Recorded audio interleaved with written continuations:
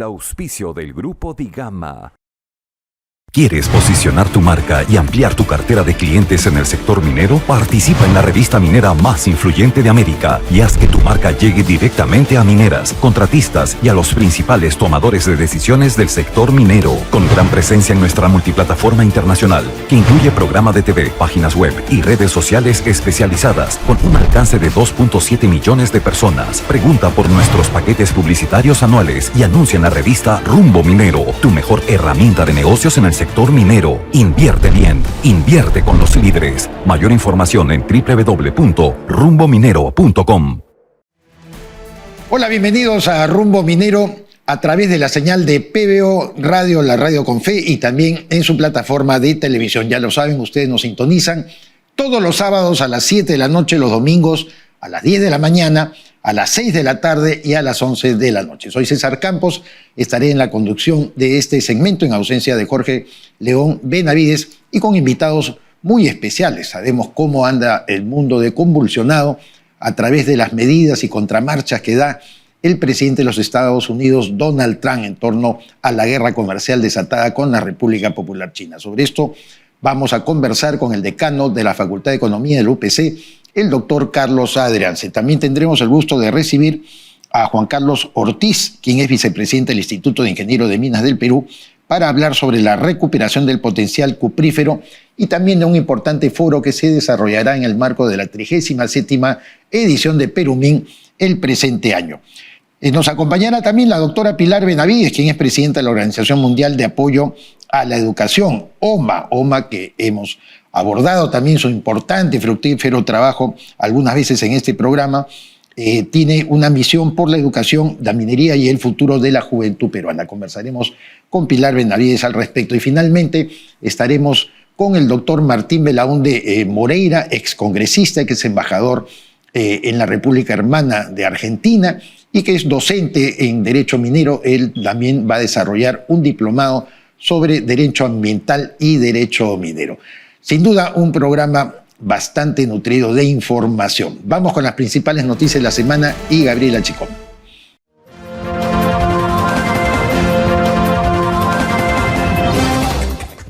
Estas son las principales noticias mineras de la semana. Goldman Sachs elevó su previsión del precio del oro para finales de 2025 de $3.300 a $3.700 la onza, con un rango previsto de $3.650 a $3.950, señalando una demanda de los bancos centrales más fuerte de la esperada y mayores entradas de fondos cotizados debido a los riesgos de recesión. El MINEM destina 465 millones de soles para implementar planes de rehabilitación en zonas impactadas por actividades pasadas de hidrocarburos. La delegación intersectorial del Ejecutivo, encabezada por el ministro de Energía y Minas, Jorge Montero Cornejo, arribó al distrito de Andoas, provincia de Datem del Marañón, Loreto, para sostener reuniones de trabajo con las federaciones de comunidades nativas de las cuencas Tigre, Pastaza y Corrientes. Gracias, Gabriela Chicoma, por las principales noticias mineras de la semana. Como lo habíamos anticipado, se encuentra en nuestros estudios el doctor Carlos Adrianse, quien es decano de la Facultad de Economía de la Universidad UPC, que hemos tenido también en muchas ocasiones con nosotros en este programa. Bienvenido, Carlos. Encantado de estar con ustedes. El tema que nos aboca desde hace mucho tiempo, prácticamente casi desde la elección en noviembre del año pasado del señor Donald Trump para un segundo periodo presidencial, es lo relativo a los impactos que están teniendo sus políticas comerciales. Y esto es inocultable, ¿no? The Economist señala la era del caos por las idas y venidas que ha tenido Donald Trump en cuanto a las disposiciones, las últimas que conocemos y que ojalá no se desactualice, por lo menos en las próximas horas, es lo relativo al aumento de aranceles a la República Popular China y dejar en suspenso los que había aplicado por 90 días al resto del país. ¿Qué impactos tiene esto en el mundo desde tu perspectiva? Es muy arriesgado jugarse en una predicción ante un ambiente tan incierto, porque las mismas amenazas de aranceles de Estados Unidos, de China, de la Unión Europea, se dan entre marchas y contramarchas. Si alguien te pregunta si eres trumpista o no, la respuesta es no lo sabes, porque no sabes que va a ser Trump mañana. Y eso es lo que está pasando. Lo que sí sabemos son cosas de las que no hablamos. Si cualquier televidente analiza, por ejemplo, el tamaño de la Unión Europea en la economía global, esta ha perdido 14 puntos del PIB global. O sea, eso es totalmente la Unión cierto. Europea Claro. está desapareciendo, Así es. la importancia. Estados Unidos había perdido 7% del PIB global. Occidente se está comprimiendo en la torta. Y lo que vemos hoy día es un elector furioso, un elector norteamericano que repudió a Kamala y a todo lo que se venía haciendo antes, aunque de cuando en cuando hay que reconocer que Pelosi, Obama decían o hablaban de posibles elevaciones arancelarias. Pero para que el televidente entienda un poco más al elector, entienda que el comercio internacional del cual vivimos todos en realidad en el planeta tiene dos tipos de barreras: las arancelarias, de las que hablamos todo el día, y las pararancelarias, algo así como Perú no me puede vender si no produce el color de uva que yo quiero, o no el grano que yo quiero, o tal regulación sanitaria. Y lo que los americanos sostienen para hablar de elevación de aranceles es que Díaz estaba haciendo trampa y plantea una tabla de aranceles recíprocos. A ver, Cholito, si me quieres, muéstrame cómo me rebajas esas otras barreras que están impidiendo que los americanos comercien. Ese es el rollo de los americanos. Pero ¿no te parece, Carlos, que todo esto debió tener un marco conceptual muy amplio, dirigido, certero acerca de qué era la política comercial del señor Donald Trump? Porque lo que, como estoy citando a la revista más prestigiosa, que creo tú también puedes aceptar, que es The Economist, esto es un caos de idas y venidas, no hay planificación. Los impactos que ha tenido con las caídas bursátiles en el primer día luego de la aplicación de las medidas a todo el mundo han sido terribles. El efecto de una guerra comercial, si se llega a materializar, es nocivo para el mundo, es nocivo para Estados Unidos. Ese elector furioso, perdóname una pregunta más, ese elector furioso al que te refieres,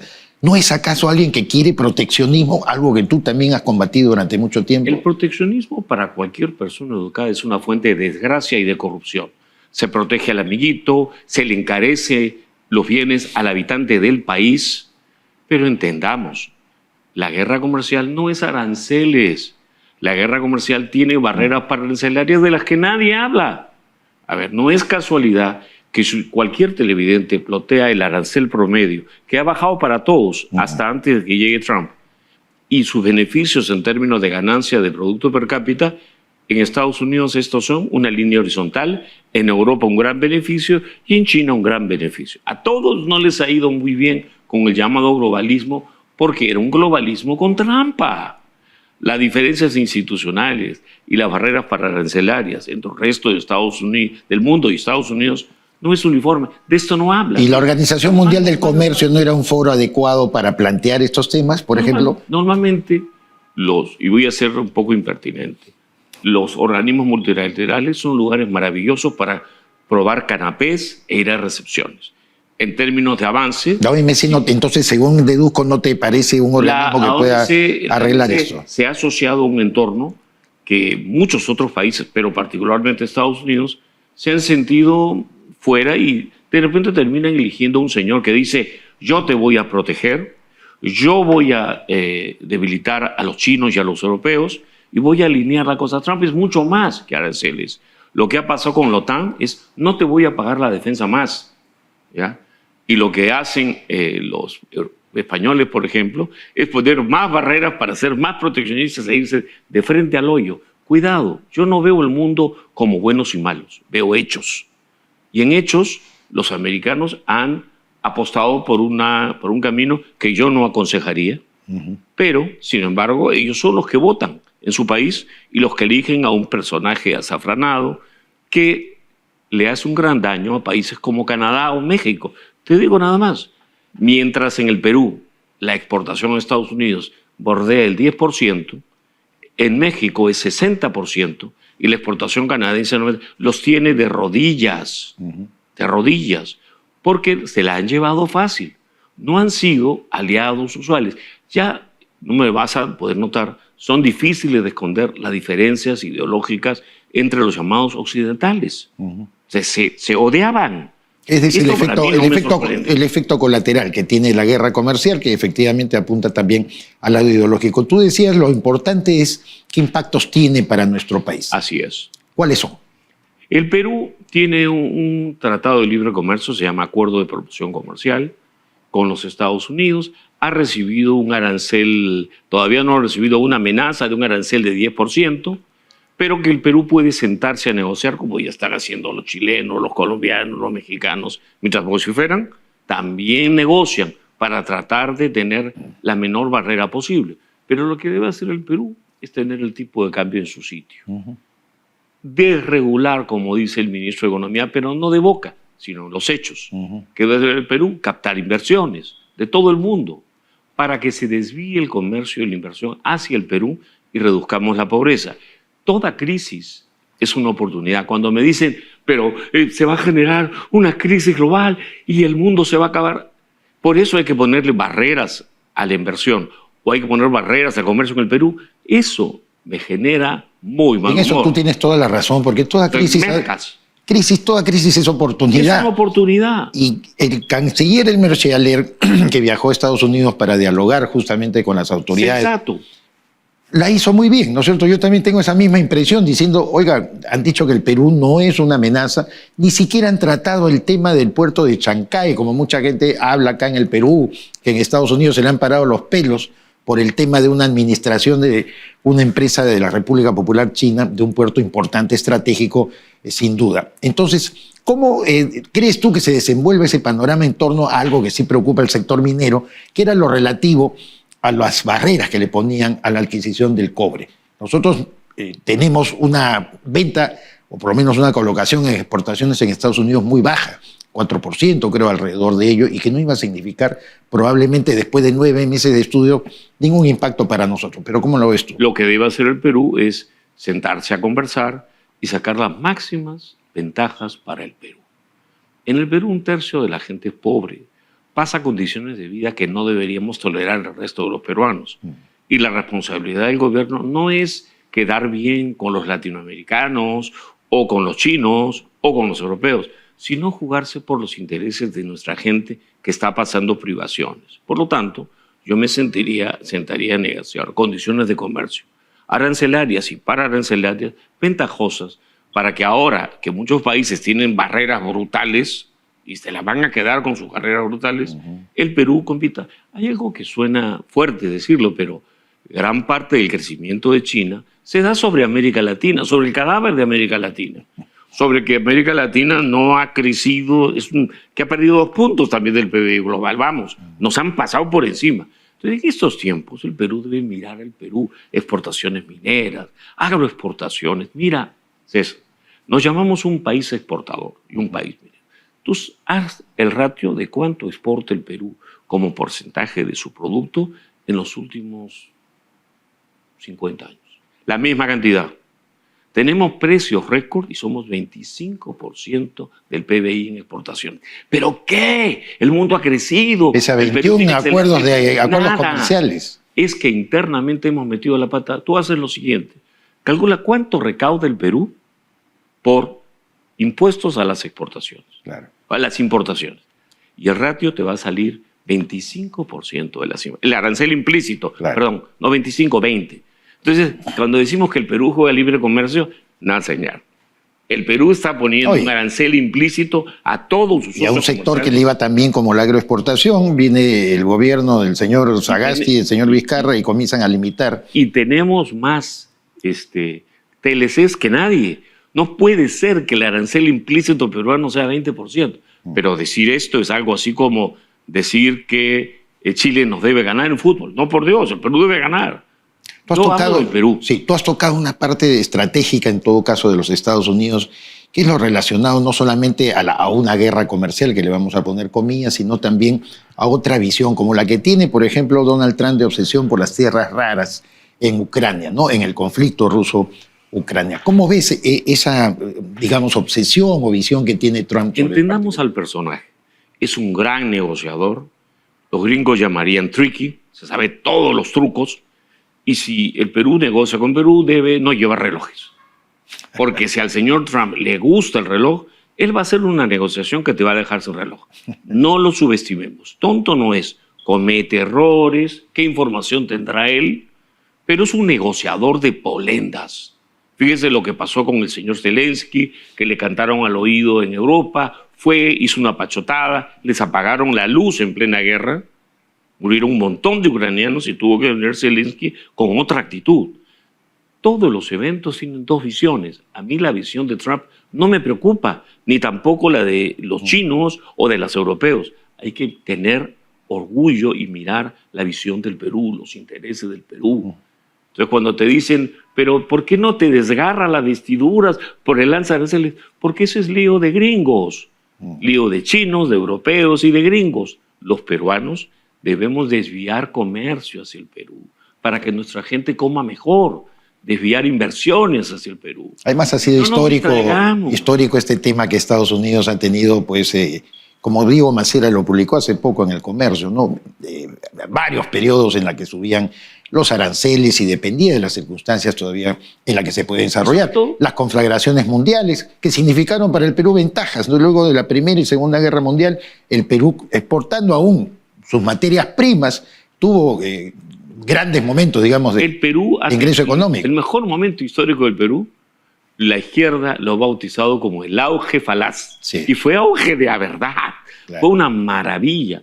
El Perú en ese momento era más desarrollado que ahora en el sentido de que estábamos más cerca del techo. Desde entonces hemos venido bajando, claro, vivimos mejor. Y por eso venían gobiernos de mano dura, como Leguía, después de la Primera Guerra Mundial, y luego el señor Odría, luego de la Segunda Guerra Mundial. El fondo del mercantilismo de Trump, qué curioso.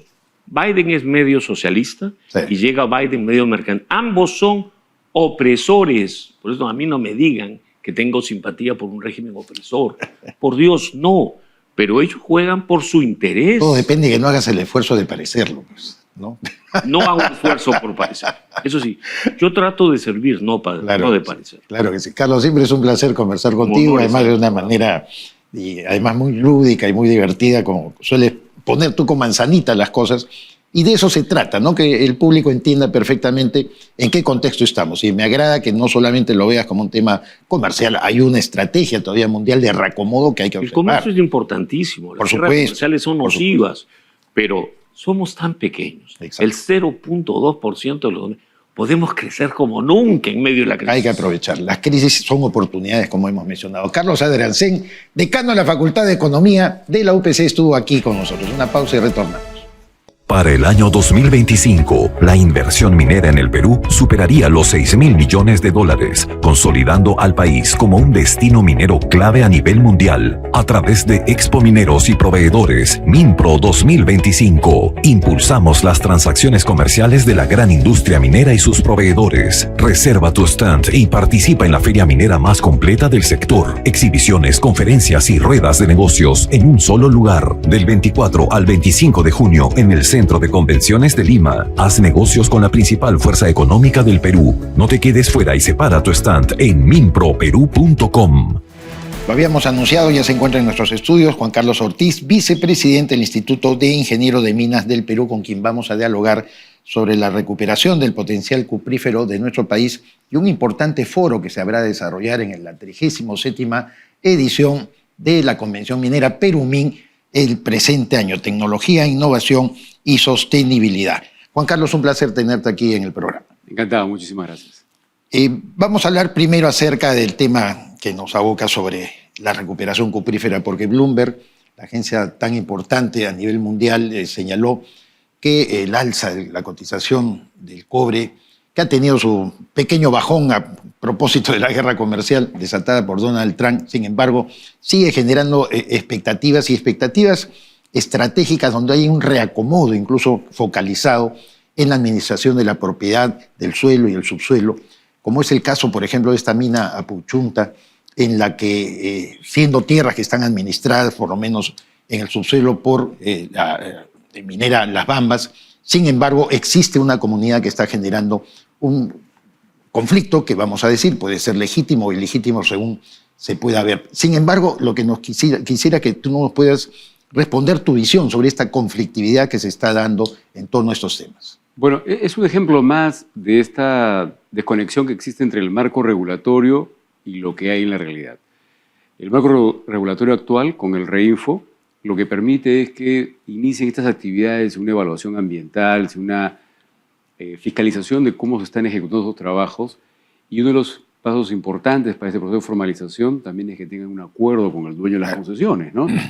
Uno dirá tal vez que es simplemente un tema económico, pero no solamente un tema económico en el corto plazo de tomar un activo que le pertenece a otra entidad, sino que en el fondo es también el pasivo ambiental que se va a generar y los potenciales daños tanto a la salud de los trabajadores como del entorno que va a ser producto de una operación que no está reglamentada. Entonces, es una muestra más del problema que tenemos. Creo que el precio del oro, el precio del cobre, lo único que han hecho es exacerbar y poner tal vez mucho más visible este problema, que ya existía antes, agarra una dimensión cada vez mayor, como dice Bloomberg, son cifras de producción del orden de 300 millones de dólares anuales. Sí. Todo esto recorre casi 650 kilómetros para llegar hasta la ciudad de Nazca, donde hay una cantidad de plantas concentradoras en la parte sur de la ciudad donde se beneficia este mineral y no tenemos una trazabilidad de dónde salió, cómo salió, si ha pagado los impuestos que corresponden, si las personas que están trabajando en ese entorno están haciendo de alguna manera segura, si están recibiendo un pago justo. Sí, es un problema, un ejemplo más del problema que tenemos en este momento, ¿no? El Ministerio de Energía y Minas, estuvimos con su representante en la edición pasada, respecto al tema de la formalización, nos dicen que tiene como objetivo por lo menos llegar a formalizar en lo que resta del gobierno de la presidenta Dina Boluarte a 5.000 mineros informales. A mucha gente le parece todavía insuficiente porque no es un tema solamente de la formalización, sino como tú bien dices, también en detectar cómo se está usurpando, de alguna manera sobreponiéndose sobre una actividad ya formalizada y por supuesto con ingentes recursos de inversión en diversas zonas. Pero estamos en un año preelectoral. ¿Cómo enfocas tú el impacto que va a tener? Porque esto pareciera ser que se va a divulgar también por otras zonas del país.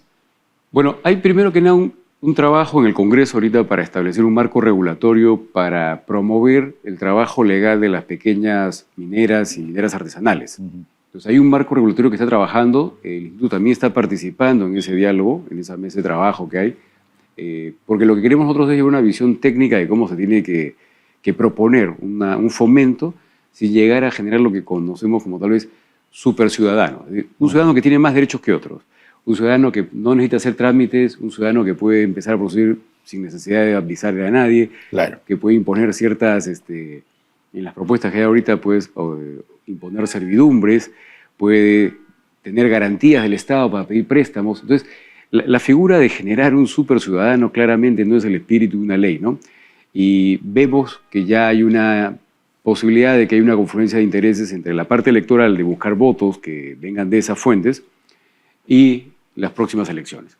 Entonces, hay un riesgo, es natural. Hay mucho dinero de por juego en movimiento en esta industria y es un problema latente, ¿no? Pero creo que con una visión técnica podemos ayudar a fomentar sin tampoco generar un pasivo que después todos los peruanos tenemos que pagar a la larga. Bien. Pero la alerta está, ¿no? En el Jueves Minero de la semana antepasada, un experto en derecho de criminología daba una data realmente impresionante. La minería ilegal en el Perú muere 40 veces más que el presupuesto asignado a los organismos electorales para poder desarrollar el proceso 2026.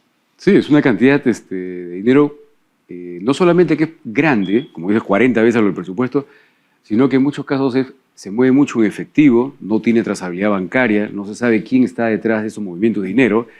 Se sospecha que en algunos casos está confluyendo con el crimen organizado, de una manera de lavado de activos.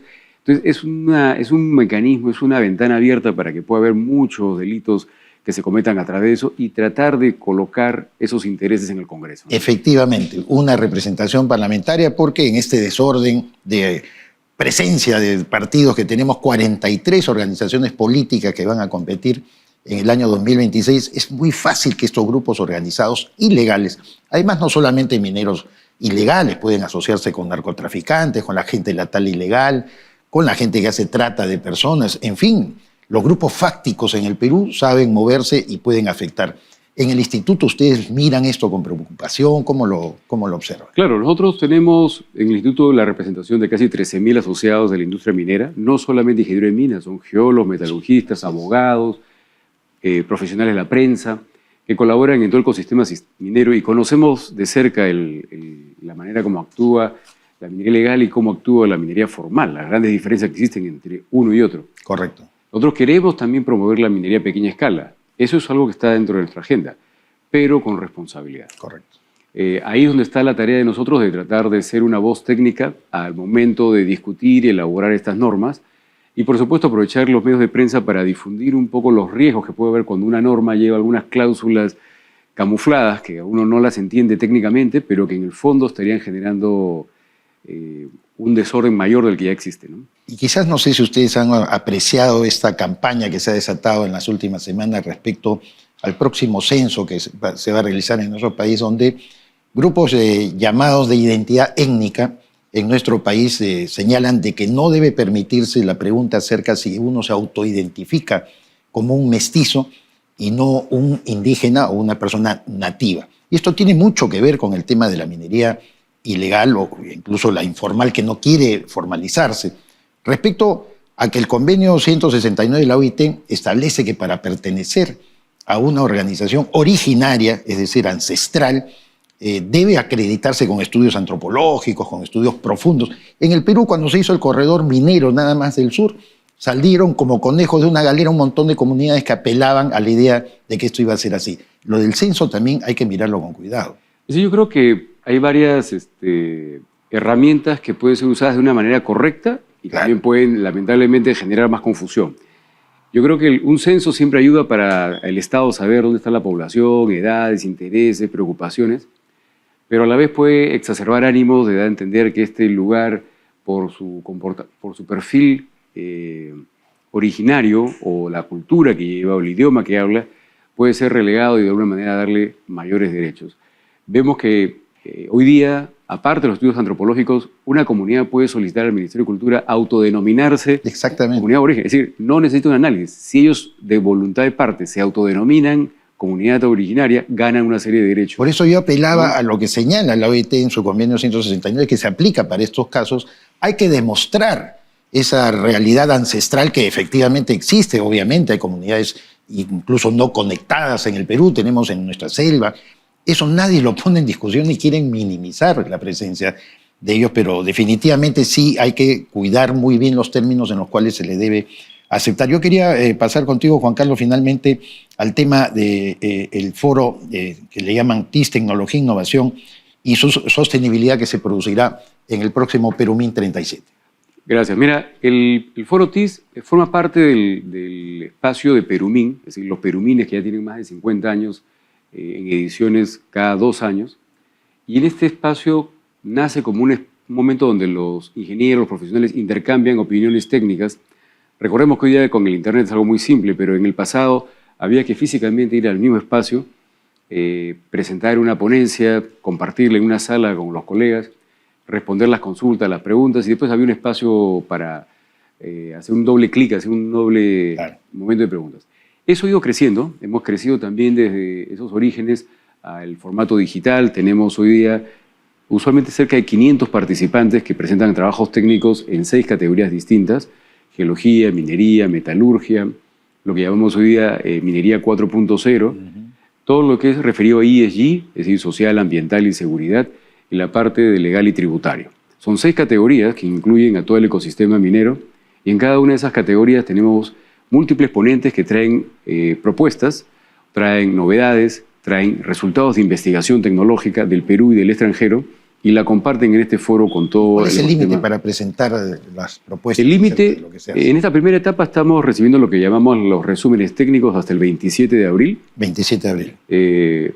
De ahí nosotros usualmente recibimos cerca de 500 resúmenes técnicos, se evalúan, hay un primer filtro y se le da el visto bueno usualmente a unos 200, 180, 200 trabajos para que desarrollen el trabajo completo. Ese trabajo completo ya lo redactan por escrito, lo ponen en formato también presentación, y también con esa propuesta dividimos quiénes van para presentación en una sala y quiénes van para presentación por un póster. Pósteres son estos televisores sensibles al tacto en los cuales ellos ponen una presentación y tiene un público cautivo en la misma sala donde se acercan, conversan en una interacción muy próxima, mientras que en sala es un formato clásico con una ecran en la espalda, con un panelista con una mesa o un auditorio lleno de 50, 100 colegas que están viendo, todo se registra, se graba, se comparte por internet más adelante y pueden transmitir sus ideas y lo pueden tener a todo el equipo. Luego de esa etapa se hace una selección y creo que es lo más importante porque en otras oportunidades el Premio Nacional de Minería es un reconocimiento al mérito, al desarrollo, a la capacidad, pero hoy día aparte de ese mérito también tenemos premios bastante importantes que nuestros auspiciadores nos han colaborado viendo la importancia del evento, becas en ESAM, becas en otros espacios, y eso nos ha permitido enriquecer un poco la oferta que tenemos para este espacio técnico, ¿no? Muy bien, muchísimas gracias a Juan Carlos Ortiz, vicepresidente del Instituto de Ingenieros de Minas del Perú, por traernos su visión acerca del potencial cuprífero peruano, lo que puede ocurrir y esta conflictividad social que ojalá pueda detenerse en algún momento, y el importante foro de tecnología, innovación y sostenibilidad. La minería moderna y responsable siempre se coloca a la vanguardia de la tecnología y que Quellaveco, por ejemplo, es una demostración de su proceso total automatizado. Te tendremos en una próxima oportunidad, Juan Carlos. Muchísimas gracias. Hacemos una pausa, pero antes queremos presentar, por supuesto, nuestra revista Rumbo Minero. Rumbo Minero, su última edición, en la que usted va a encontrar información relativa a lo que hemos conversado con el doctor Ortiz aquí en esta entrevista, también todo lo relativo al próximo evento de Perumín, las novedades que hay en el sector minero. Usted puede acceder gratuitamente a través del internet www.rumbominero.com. Rumbo Minero, la revista especializada más importante de nuestro sector. Una pausa y retornamos. ¿Quieres posicionar tu marca y ampliar tu cartera de clientes en el sector minero? Participa en la revista minera más influyente de América y haz que tu marca llegue directamente a mineras, contratistas y a los principales tomadores de decisiones del sector minero. Con gran presencia en nuestra multiplataforma internacional, que incluye programa de TV, páginas web y redes sociales especializadas, con un alcance de 2.7 millones de personas. Pregunta por nuestros paquetes publicitarios anuales y anuncia en la revista Rumbo Minero, tu mejor herramienta de negocios en el sector minero. Invierte bien, invierte con los líderes. Mayor información en www.rumbominero.com.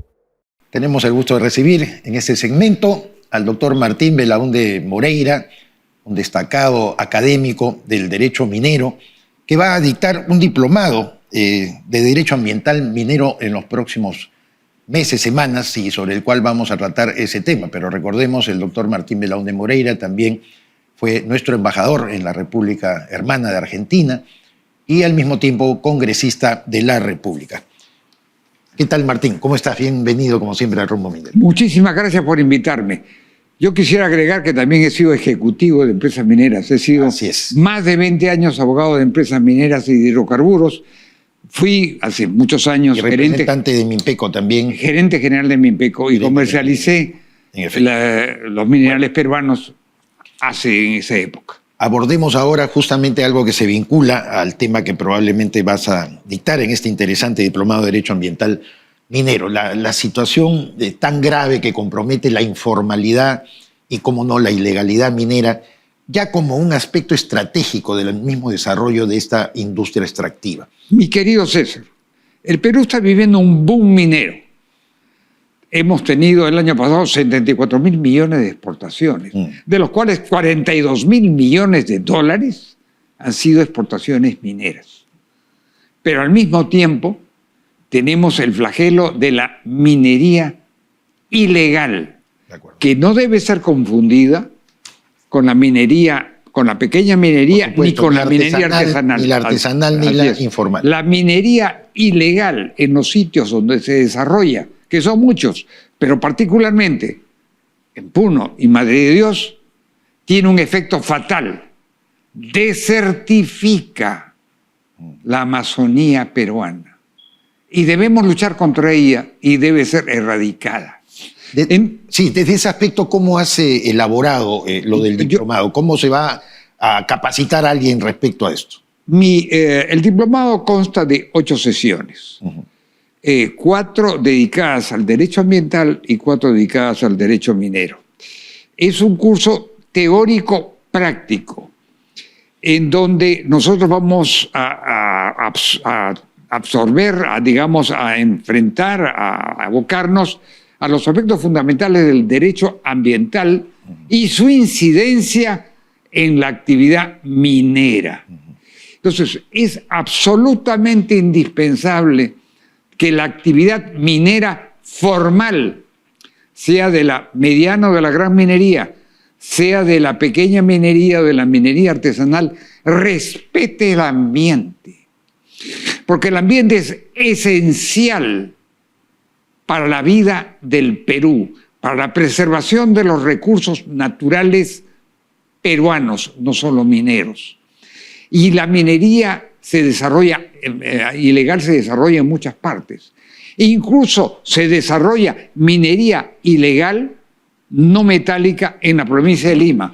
No nos olvidemos que la provincia de Lima tiene más de 2.600 kilómetros cuadrados. Eso hace necesario que haya más operadores, no solamente abogados, sino también todo tipo de personas que debe conocer la forma en que se está demarcando jurídicamente la defensa del medio ambiente. Así es. Se deben tener conocimientos básicos del derecho ambiental y esos conocimientos básicos del derecho ambiental que están, digamos, reflejados en muchas leyes, se debe conjugar y se debe relacionar con el derecho minero, que es básicamente una ley, el texto único ordenado de la Ley General de Minería, claro, que además ha sufrido muchísimas modificaciones a lo largo del tiempo. ¿Cuándo se inicia el diplomado, Martín? Mi diplomado se inicia el 7 de mayo, el miércoles 7 de mayo a las 7 de la noche.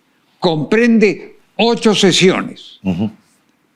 El dictado será 1 hora, quizás un poco más, de acuerdo a las preguntas que aquellos participantes quieran hacerme. ¿Cómo se registran los participantes? Está todo en la propaganda que hemos diseñado.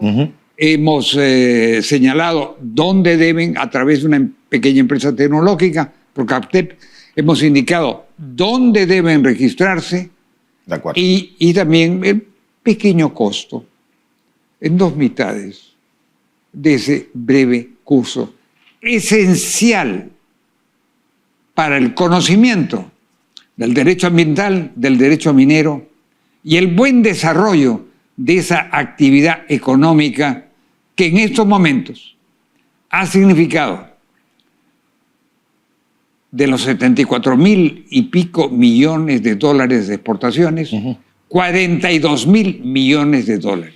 Estamos seguros, Martín, del éxito que tendrá este diplomado y, por supuesto, en Rumbo Minero publicaremos el banner respectivo para que las personas que quieran acceder a este diplomado puedan registrarse a tiempo. Te deseamos lo mejor de los éxitos y volveremos a conversar ya de otros temas, probablemente culminando este interesante taller que vas a... Muchísimas gracias, mi querido César. Gracias. Estás invitado. Por supuesto que sí. El público está invitado. En fin, es cuestión que se registre. Claro que sí. Martín Belaúnde Moreira, un destacado jurista del medio ambiente y también, por supuesto, los aspectos mineros, estuvo aquí en nuestro programa. Una pausa y retornamos.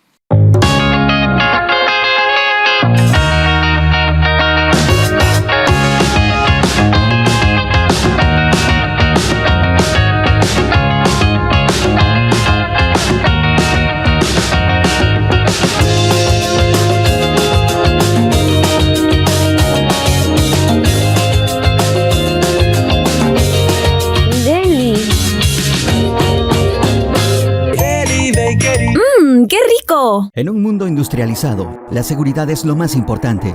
En Industrias Manrique, empresa nacional peruana, sabemos que la seguridad comienza desde los pies. Cada paso que das en un entorno industrial puede ser peligroso. Es por eso que en Industrias Manrique, nuestros calzados de seguridad, fabricados con los materiales más duraderos y tecnología de vanguardia, cumplen con las normas internacionales de seguridad. Cada par está diseñado para resistir los rigores del entorno industrial. Es un gusto recibir en Rumbo Minero a la doctora Pilar Benavides, presidenta de la Organización Mundial de Apoyo a la Educación, OMA Perú, que tiene una misión muy importante que ha venido desarrollando, no solamente en favor de la pedagogía peruana, sino también la minería y el futuro de la juventud de nuestro país. Vamos a conversar con ella sobre algunos de los proyectos desarrollados y que nos espera para el año 2025. Pilar, siempre es un gusto recibirte. Hola, César, ¿Cómo estás? Estoy un poco sin voz, así que me va. Por supuesto, pero igual nos vas a exponer cosas que ya queremos que se resalten y que se pueda destacar dentro de esta importante tarea que tú desarrollas en OMA. Primero, ¿cómo nace OMA y cómo ha sido su evolución y adaptación a través de los años? Bueno, OMA nace hace 11 años, cuando yo dejé de ser presidenta de otra asociación y me pidieron que ya no se hicieran talleres de coaching. Entonces, los chicos lo solicitaban tanto que decidí hacer OMA, crear OMA, pero eso tiene un trascendido muy simpático, porque yo pensaba qué nombre le pongo. Claro. Y mi nieto, que es descendiente de alemán, me dice: tienes que ponerle OMA porque tú eres la abuela de todos los jóvenes del país. Así que así nace OMA. ¿Y a quiénes beneficia OMA Perú? Y si tienes algún cálculo de cuántos jóvenes han pasado por la institución. OMA Perú beneficia a los estudiantes de escasos recursos económicos de la mayoría de regiones del país. Correcto. Lo que nosotros hacemos es tratar de que los jóvenes de las provincias se sientan que estamos con ellos, que vemos sus problemas, que hablamos con ellos las mismas palabras, vemos sus necesidades y trabajamos con ellos en base a eso. Sobre todo trabajamos en lo que es habilidades blandas, que es lo que ellos más necesitan. Generalmente han terminado sus carreras, pero en lo que se refiere a habilidades blandas les falta mucho. Correcto. Nosotros, no tengo la cifra exacta, pero debemos haber llegado a 25,000 jóvenes en todo el país. En estos 11 años. En estos 11 años. Correcto. Nosotros, digamos, cada semana tenemos charlas en las cuales tú has participado de diferentes temas que son de interés de ellos y que sienten que nosotros estamos cerca y ellos están cerca de nosotros. Cuéntame acerca de los programas que desarrollan y cuáles son sus alcances. Nosotros desarrollamos muchos programas. El programa Mujeres Roca, el programa Harikuna Rumi, que es Hombres Roca, el programa que hacemos todas las semanas llevándole novedades a los chicos, a los jóvenes. Hacemos un programa para las niñas de quinto de secundaria, que es un programa que se llama La Minera que Llevo Dentro. Es así que vamos llegando a todo el país con lo que nosotros vamos necesitando. Vamos viendo que los chicos y el Perú necesita, porque lo que nosotros tenemos que hacer es trascender en los chicos y los chicos trascender en sus comunidades. Y efectivamente logran una identidad con su comunidad y el potencial que tienen, sobre todo en el aspecto minero. Pilar, cuéntanos finalmente qué tipo de alianzas tienen ustedes, porque, claro, imagínate, 25,000 chicos preparados a lo largo de 11 años requiere toda una estrategia financiera. Cuéntanos un poco de cómo se financia todo esto. Bueno, OMA se financia gracias a las empresas mineras y a los proveedores de las empresas mineras. Correcto. Que son ellos los que ven nuestro trabajo año a año y van viendo dónde va su dinero. Nosotros todos los años rendimos cuentas del dinero que nos han entregado y cuánto hemos invertido y en qué hemos invertido. Entonces tenemos con la Escuela de Mentoring de España, que le da mentoría a los chicos nuestros. Tenemos así con otras empresas extranjeras, pero acá en Lima con las universidades nacionales y con la Sociedad Nacional de Minería y Petróleo, y el Instituto de Ingenieros de Minas del Perú. O sea que tiene una acreditación garantizada, ¿no? Así es. Estos niños que pueden acceder y evolucionar académicamente también yendo a las universidades y capacitándose más. Así es. Lo que queremos es que el Perú salga adelante. Y si preparamos a los jóvenes, vamos a tener un gran Perú. Por cierto, y ya que me mencionaste de ser un colaborador efectivamente en las actividades de OMA, uno se conmueve, se emociona mucho cuando ve que estos chicos tienen un interés legítimo por el destino del Perú, por conocer algunos conceptos sobre la ética, la deontología, los valores, y eso realmente es digno de resaltar. Muchas gracias, Pilar, por haber estado con nosotros. La doctora Pilar Benavides, presidente de la Organización Mundial de Apoyo a la Educación, OMA Perú, estuvo con nosotros y con ella ponemos punto final a esta edición de Rumbo Minero. Como ustedes saben, hemos tenido la presencia de Carlos Adrancén, decano de la Facultad de Economía de la UPC, con quien hemos conversado muy ampliamente y, como les mencionaba, hasta lúdicamente sobre los impactos de la guerra comercial desatada por Donald Trump. También, por supuesto, lo que nos ha anunciado Juan Carlos Ortiz, vicepresidente del Instituto de Ingenieros de Minas del Perú, respecto a este importante foro TIS que se va a producir en el marco de Perumín. Y Martín Belaúnde Moreira, ya lo saben ustedes, inscríbanse en el Diplomado del Derecho Ambiental y Derecho Minero que él desarrolla. No se mueva, una breve pausa y volvemos con Perú Construye.